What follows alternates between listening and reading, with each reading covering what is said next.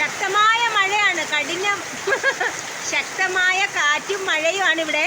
ഈ കാറ്റും മഴയത്തെ എനിക്ക് സത്യം പറയല, എന്നും കരിച്ചും പൊരിച്ചും വറുത്തുമൊക്കെ ഓരോന്ന് കഴിക്കുകയാണ്. ഇലയപ്പം തിന്നാൻ കൊതിയാവുന്നു. അപ്പം നമുക്ക് ഈ മഴയൊന്ന് തോന്നിട്ട് ഇല പിച്ചുകൊണ്ട് വന്നിട്ട് ഇലയപ്പം ഉണ്ടാക്കാം. അങ്ങനെ ഞാൻ എന്താ ഇല വെട്ടിക്കൊണ്ട് വന്നു കേട്ടോ. ഭയങ്കര ഞാൻ ഫോണിലെ ടോർച്ച് ഓൺ ചെയ്തു കേട്ടോ. കാരണം എന്ന് വെച്ചാൽ ഇവിടുത്തെ ലൈറ്റ് ഇട്ടിട്ടുവേ ഈ മഴയും ഇടിവെട്ടൊക്കെ കാരണമേ ഭയങ്കര മൂടി കിടക്കുകയാണ്. വെട്ടം തീരെ കുറവാണ്. വലിയൊരു ഇല തന്നെ ഞാൻ വെട്ടിക്കൊണ്ട് വന്നു. എൻ്റെ 1/4 ഭാഗം ഇലയുടെ വെട്ടി, ബാക്കി അവിടെ വിട്ടിട്ട് വന്നു.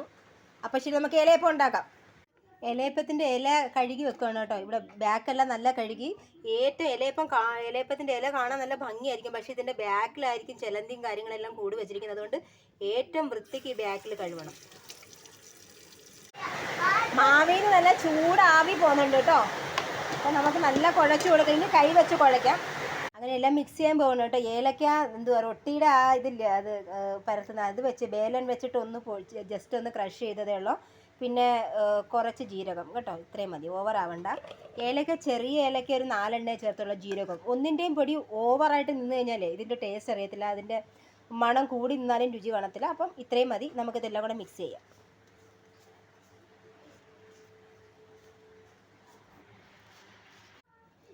അപ്പോൾ നമുക്ക് ഇലയപ്പം ഉണ്ടാക്കാം കേട്ടോ. കുറച്ച് നെയ്മയം ലൈറ്റായിട്ട് ചേർത്ത് കൊടുത്തിട്ട് ഉണ്ടാക്കുവാണെങ്കിൽ എളുപ്പമായിരിക്കും. അപ്പോൾ ഞാൻ ദാണ്ട് ഇലയപ്പത്തിൻ്റെ ദാണ്ട് എടുക്കുന്നു, പരത്തി കൊടുക്കുകയാണ്.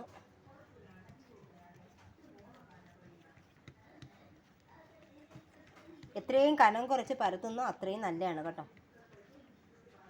ഇടയ്ക്കൊക്കെ ഇച്ചിരി വിണ്ടലൊക്കെ വരും, അതൊക്കെ അഡ്ജസ്റ്റ് ചെയ്ത് പോകണം. പിന്നെ തിരിച്ചിടുക, ഇടയ്ക്ക് കയ്യിൽ ഇച്ചിരി വെള്ളം കൊടുക്കുക.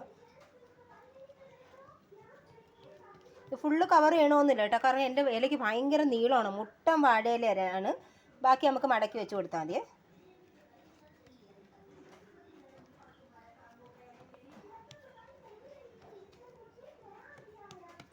അത് കഴിഞ്ഞിട്ട് ഞാനിത് നമ്മുടെ ഇത് കറക്റ്റ് 12 എണ്ണം അളവാണ്. അതുകൊണ്ട് ശർക്കരയും കാര്യങ്ങളെല്ലാം 12 അളവത്തി കറക്റ്റായിട്ട് ഞാൻ എടുത്ത് വെച്ചിട്ടുണ്ട്. കാണുന്ന കണക്കല്ല, ഇതിനകത്ത് ഇത് പഴവും കൂടെ ചേർത്തത് കൊണ്ടാണ്. ശർക്കരയും പഴവും ഏലക്കയും ജീരകവും എല്ലാം ഉണ്ട് ഇതിനകത്ത്.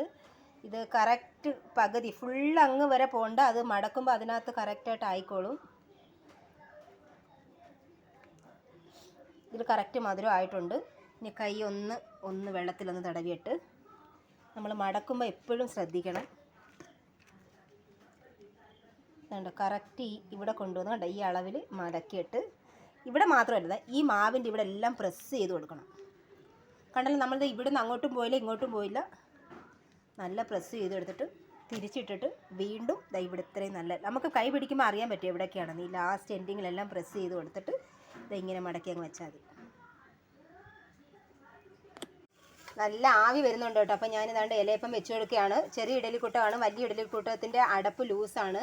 പിന്നെ ഞാനതുകൊണ്ട് 6 എണ്ണ ഒരിട്ട് ട്രിപ്പിൽ പുഴുങ്ങുന്നുള്ള 12 എണ്ണമായിരുന്നു നമുക്ക് വേണ്ടത്. അപ്പം ഞാൻ കമ്പിൽ ചെറിയൊരു ഗ്യാപ്പ് ഇട്ട് കൊടുത്തു കേട്ടോ. അപ്പം ഞാനിങ്ങനെ വീഡിയോയിലൊക്കെ കണ്ടിട്ടുണ്ട്. അപ്പോൾ കുറച്ചും കൂടെ ആവി വന്നിട്ട് എല്ലായിടവും വേവാനൊരു ഇതാവുന്നു. അങ്ങനെ ഞാനത് വെച്ച് കൊടുക്കുകയാണ്. നമ്മുടെ ഇലയപ്പം ആയി കേട്ടോ.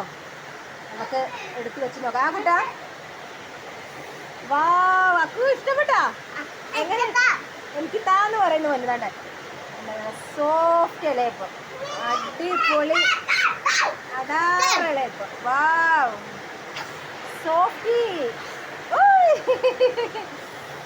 വാവ്, ചൂട് ചൂട് ചൂട് ചൂട്. ഓ തരാം തരാം തരാം തരാടാ. മോൻ കൊള്ളാമെന്ന് പറയുന്നുണ്ട്. അവന് ഇലയപ്പം കഴിക്കുകയാണ്. എങ്ങനെയൊക്കെയാടാ കഴിക്കുന്നത്? അപ്പൊ ഞാനിനി കഴിക്കാൻ പോവുകയാണ്. വാവ്,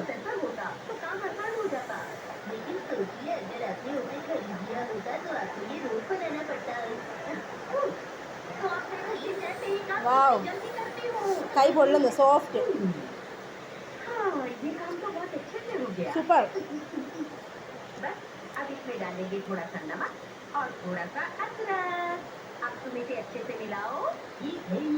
अच्छी तरह मिलाओ जब तक ये पूरी तरह से